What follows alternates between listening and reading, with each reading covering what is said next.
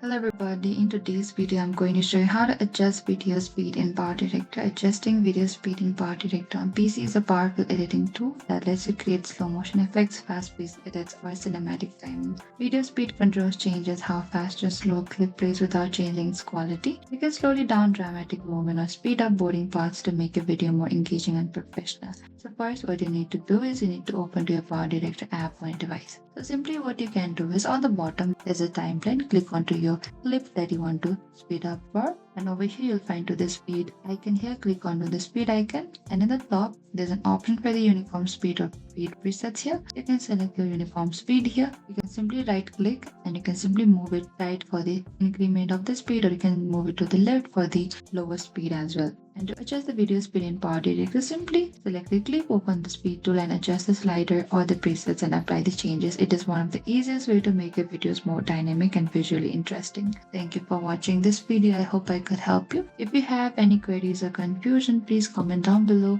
and we will reach out to you very soon.